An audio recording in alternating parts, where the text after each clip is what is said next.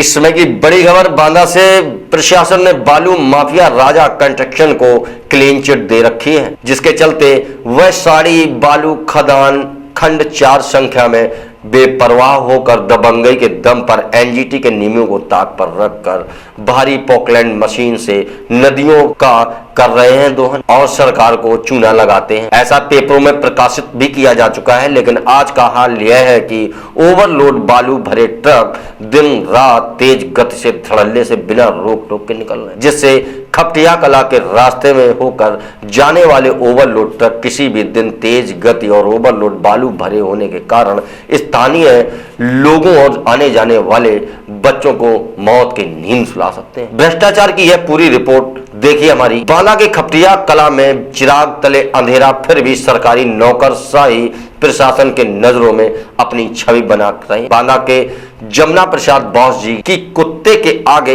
हड्डी फेंको और माननीय और सरकारी नौकरशाहों के आगे गड्डी फेंको, इस एपिसोड पर बालू माफियाओं को क्लीन चिट के रूप में देखा। खपटिया कला वाले भैया कहते हैं कि हमको ओवरलोड बालू भरे ट्रक देखने का अधिकार नहीं है। अधिकार तो सिर्फ उस समय सबका रहता है जब कहते हैं कि भाई साहब और कराइए, इसमें अभी कुछ कम है। किसी साहब को पत्रकारों और स्थानीय लोगों से बात करने की भी फुर्सत नहीं है, चाहे माफिया नदी बेच डाले या मजदूरों का चीर हरण। हवाई फायर साड़ी में रहने वाली समाज सेविका उषा निषाद और हमारे कैमरे की यह तस्वीरें तफसीब कर रही हैं कि साड़ी खदान खंड 4 और 9 नियुक्ति खंड संख्या 2 में राजा कंस्ट्रक्शन का पता है, जिसने सभी सीमाओं को लांघ लिया है और मनमाने तरीके से खनन कर रहा है।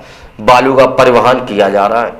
यहाँ बालू माफिया ने नियम कानून की धज्जियां उड़ाते हुए पोकलैंड मशीनों से नदी का सीना छलनी कर दिया, जबकि योगी सरकार ने सत्ता में आते ही इस बात का ऐलान किया था कि खदानों में खोदाई के लिए मशीनों का उपयोग नहीं किया जाएगा और मजदूरों को रोजगार देते हुए खुदाई का कार्य दिया जाएगा। पर इस खदान में आपको एक भी मजदूर नजर नहीं आएगा। मशीनों ने लाल सोने के लालच में कई फुट गहरे कुएं खोद डाले हैं, जिससे जानवरों और किसानों के डूबने का अभाव बना रहता है।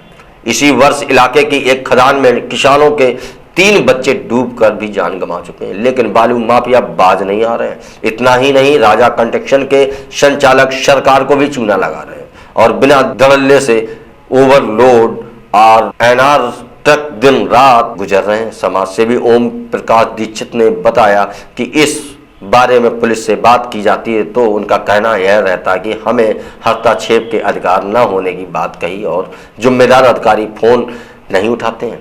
अधिकारियों की पोल खोलने वाली बात यह है कि जिस रास्ते से बिना खन्ने के ओवरलोड ट्रक निकलते हैं वहीं पैलानी तहसील भी स्थित है, जहां तहसीलदार सहित एसडीएम जैसे जिम्मेदार अधिकारी भी कार्यरत हैं। इसके बावजूद भी किसी की मजाल नहीं कि इन अवैध परिवहन ट्रकों पर कोई कार्रवाई करते। आपको बताते चले, बीते दिनों इसी खदान के संचालकों ने शराब के नशे में एक ढाबा संचालक दंपति को बंदूक की नोक पर मारा पीटा था और महिला के साथ अभद्रता भी की थी।